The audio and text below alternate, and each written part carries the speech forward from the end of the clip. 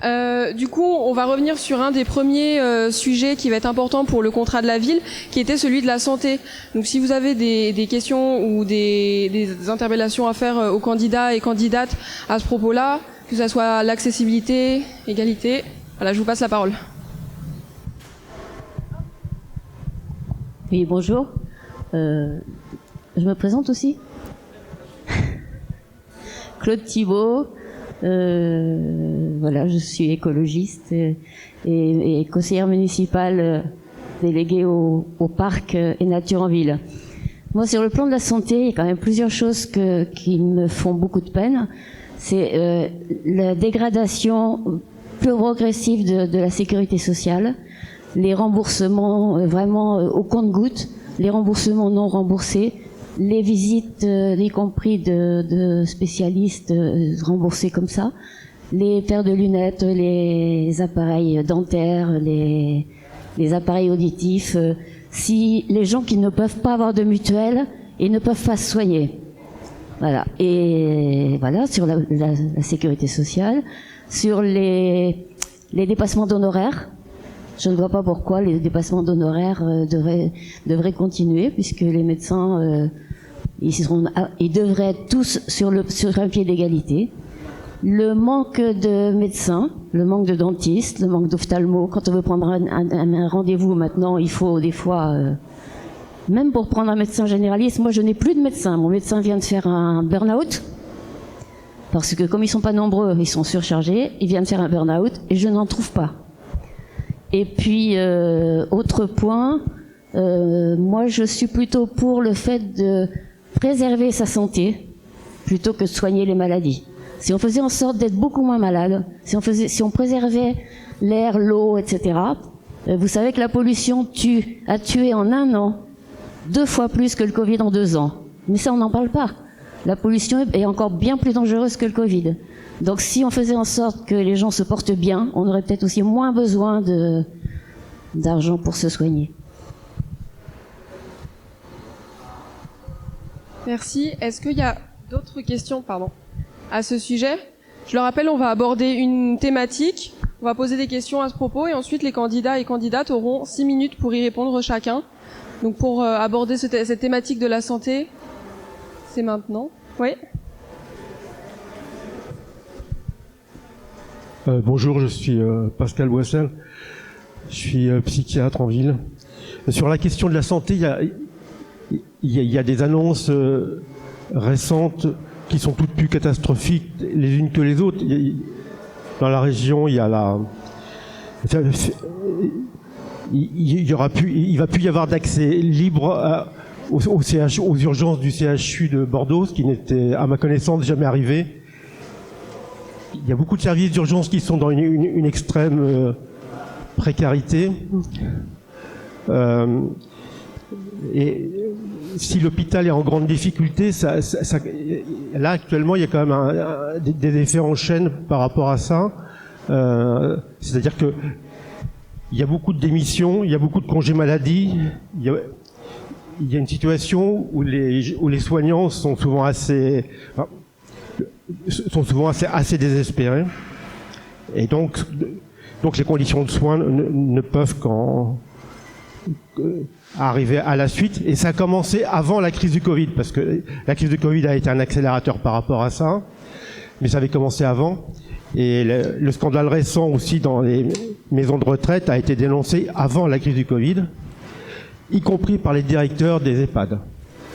Donc par rapport à toutes ces situations-là, je crois qu'il y a une urgence à ce qu'il y ait un grand changement dans le milieu de la santé pour qu'on puisse à nouveau pouvoir se soigner de manière convenable. Et autrement, sur la question du problème des dépassements d'honoraires, ça fait en effet, c'est un des éléments qui fait que beaucoup de gens ont l'impression qu'ils peuvent plus être soignés et donc ils renoncent aux soins. Au-delà de ce qui existe, il y a ce qui existe réellement, plus un ressenti. Il y a plein d'informations qui circulent sur le fait que c'est quasiment plus possible d'avoir un médecin généraliste et un médecin spécialiste, donc il y a beaucoup de renoncement aux soins, ce qui ne peut qu'avoir que des conséquences sur l'état de santé de la population. Merci. Ok, très bien. Est-ce qu'il y a d'autres questions à propos du thème de la santé, ou on peut passer aux réponses des candidats et candidates? C'est bon? Ok. Donc je vais vous passer la parole dans l'ordre. Vous aurez 6 minutes. Je vous dirai à la moitié du temps et quand il reste 30 secondes pour vous indiquer le temps. Donc on peut commencer par la première réponse. Alors, pour répondre, moi je fais le même constat que vous. Effectivement, la population ne peut plus soigner correctement. C'est de plus en plus dramatique. On a assisté par le passé, avant le Covid, aux fermetures de lits. Déjà, ceux qui travaillent dans les hôpitaux ont fait grève pour nous avertir. On a continué même avec le Covid à fermer des lits. Là, en ce moment, plusieurs régions voient les urgences fermées. Il y a l'hôpital de Montmorillon où les urgences sont fermées plusieurs jours par mois, alors que la population, elle rencontre des déserts médicaux. Donc aujourd'hui, la seule solution qu'effectivement les populations sont obligées, les travailleurs sont obligés d'aller aux urgences. La seule solution que je vois en fait aujourd'hui, puisque depuis quand même des dizaines d'années, on assiste à des fermetures de lits, à des fermetures de maternité. Maintenant, c'est la fermeture des urgences. Donc, il y aura que sur la mobilisation, sur notre mobilisation en tant que population, en tant que travailleurs, pour imposer qu'il y ait de l'argent qui soit redonné aux hôpitaux et qu'on soit soigné correctement. Parce que nous avons les moyens, la France a les moyens. On est quand même dans un des pays les plus riches au monde. Donc il est inadmissible que nous devions vivre cela.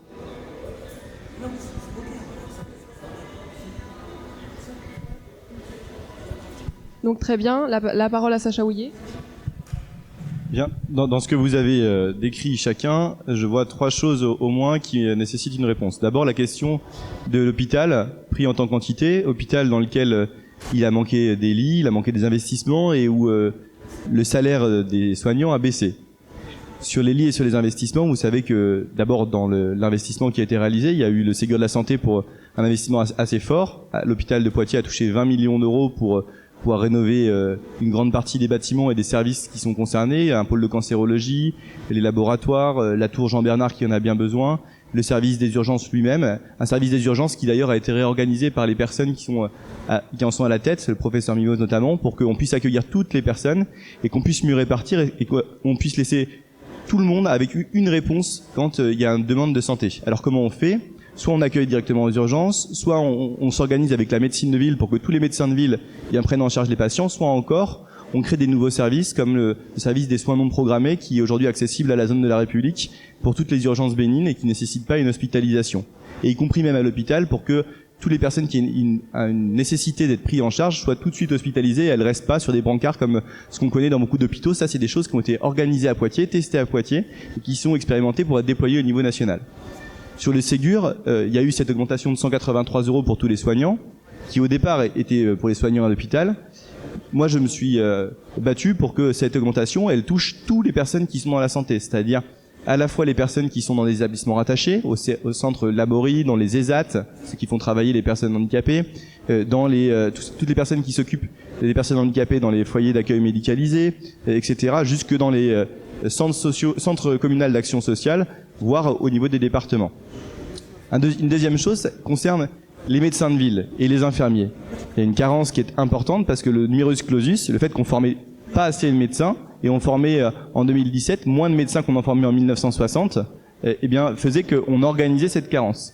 Le numerus clausus a été supprimé en 2018, mais le temps qu'on forme des médecins, puisque ça met plusieurs années, environ 9 ans, fait qu'aujourd'hui on vit cette pénurie. Alors comment on gère cette pénurie ? Il y a un travail qui est fait aujourd'hui pour qu'on forme davantage d'infirmiers et d'infirmières, davantage d'aides-soignants en ouvrant les classes et en continuant d'investir sur les conditions dans lesquelles ils travaillent, soit sur des indemnisations sur les déplacements, soit encore sur le travail dans les établissements de santé pour pas qu'ils quittent le métier, parce que si on forme des gens qui quittent le métier, et ben finalement on résout pas les problèmes. Une troisième question qui a été posée également sur la question de l'accès aux soins dans les quartiers populaires et en général pour les populations précaires. D'abord, on a toujours soutenu, Catherine Coutel avant moi, mais moi également, la maison de santé qui est celle des Trois Cités pour que, y compris dans les quartiers populaires, on n'ait pas cette désertification médicale. Et ça, c'est important. Il y a un deuxième projet. Oui, enfin, c'est à peu près la même chose. Alors, une maison de santé étant effectivement des médecins libéraux qui s'associent, et un centre de santé des médecins qui se salarient dans une structure ad hoc. Enfin, la vérité, c'est que les gens qui vont chez le médecin, ils veulent savoir s'il y a un médecin dans le quartier et s'il est accessible et s'il prend, et y compris s'il prend des gens qui sont à la CMU, parce que souvent c'est des gens dans les quartiers populaires qui sont à la CMU, et c'est bien ça la difficulté qu'on a à surmonter et à régler.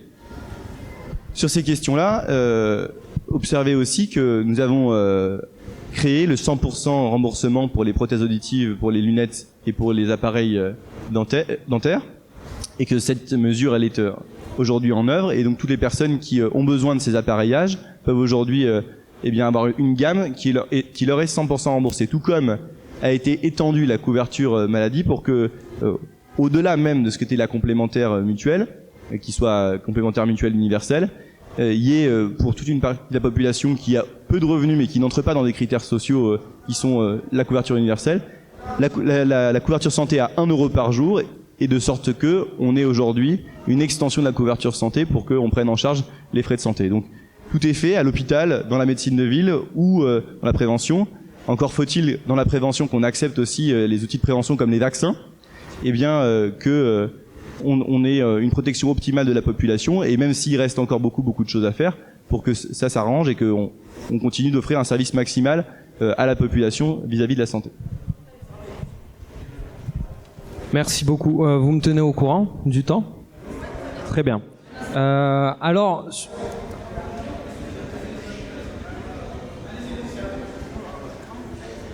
on va commencer par un constat simple sur la santé et l'hôpital. 17 600 lits de fermés pendant le quinquennat d'Emmanuel Macron, dont plus de 5 000 pendant la crise Covid. Alors on nous parle beaucoup là du Ségur de la santé qui pense racheter ces béances avec quelques primes qui sont offertes. Le problème, ce qu'on voit, c'est qu'il n'y a aucune politique de santé publique. L'hôpital et le système de santé français doit être refait du sol au grenier.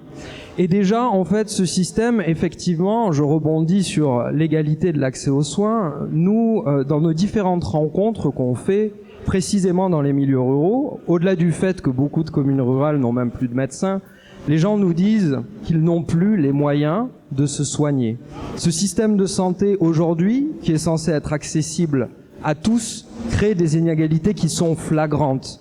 Déjà, un simple chiffre, la différence d'espérance de vie entre les plus riches et les plus pauvres en France est de 13 ans. Aujourd'hui, cautionner les politiques libérales et budgétaires qui sont en cours dans l'hôpital public, c'est cautionner cet écart de vie, c'est cautionner cette différenciation. Et ce qu'il faut savoir, c'est que la sécurité sociale perd chaque jour du terrain. Aujourd'hui, on rembourse les soins courants à moins de 70% par la sécurité sociale. Le reste est fait par les complémentaires. Alors nous, déjà, une des premières mesures pour favoriser l'égalité de l'accès aux soins, c'est le 100% sécu. Fini les complémentaires santé et on passe effectivement à une possibilité pour toutes et tous de se soigner dignement. Encore une fois, je disais qu'il n'y a pas de politique de santé publique. La politique de santé publique, elle prend en compte aussi la prévention. Elle n'est pas juste dans une gestion budgétaire de l'hôpital et du système de santé. La prévention, c'est déjà l'éradication de la pauvreté. Qui sont les plus touchés aujourd'hui par les maladies? Qui sont ceux qui ont le plus besoin du système de santé? Ceux qui vivent en dessous du seuil de pauvreté. Sans garantir la subsistance des gens, effectivement, on se met face à des maladies de la pauvreté comme le diabète et d'autres pathologies qui ne seront pas, en fait, il sera pas possible de les régler tant qu'on ne donnera pas aux gens les moyens de vivre avant de se donner les moyens de se soigner.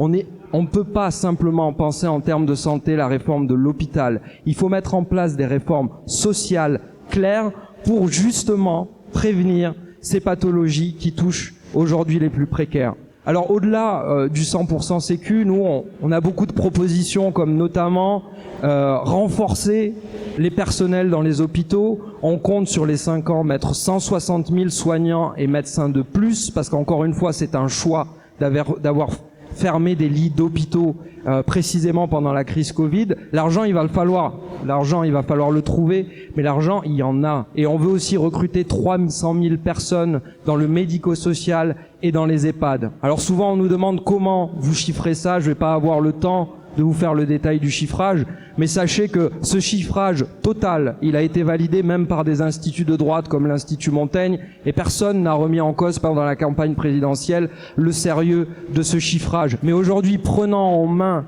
la question de l'hôpital et cessons de dire qu'il y a eu de l'investissement dans l'hôpital. Des lits ont été fermés pendant la crise Covid. Voilà ce qu'on doit retenir. Aujourd'hui, notre hôpital, il est malade. Notre camarade de lutte ouvrière parlait encore des services d'urgence à Montmorillon, des déserts médicaux. Comment on fait pour les déserts médicaux? C'est pas simplement la question du numerus clausus qu'on demande nous aussi d'abolir. C'est faire en sorte que les médecins puissent avoir envie de s'installer sur ces territoires ruraux. C'est pourquoi nous, on propose un contrat d'études qui commencerait dès le début des études de médecine et qui serait payé au SMIC revalorisé à 1 500 € pour tous les étudiants de médecine. Et en échange, ce seraient des médecins qui seraient salariés pendant 10 ans par l'État pour aller sur ces territoires qui ont été désertés. Aujourd'hui, il y a beaucoup trop de territoires où des personnes se retrouvent à plus de 30 minutes d'une maternité, à plus de 30 minutes d'un hôpital. Nous, notre objectif, c'est de réimplanter les services publics dans ces territoires ruraux et que personne ne se retrouve au-delà de 30 minutes d'un service de santé public. Tout ça, ce sont des choix politiques. L'investissement peut être fait. Il y a une volonté de la majorité d'Emmanuel Macron de libéraliser et de privatiser l'hôpital, ce qui coûte beaucoup plus cher. Soit dit en passant, aux États-Unis où le système est libéralisé, c'est 18% du PIB. En France, c'est 11%. Ça ne marche pas, la libéralisation. Et il faut d'ores et déjà qu'on reprenne en main ces questions de santé. Mais ça ne se fera pas sans prendre en compte aussi les inégalités sociales. Merci.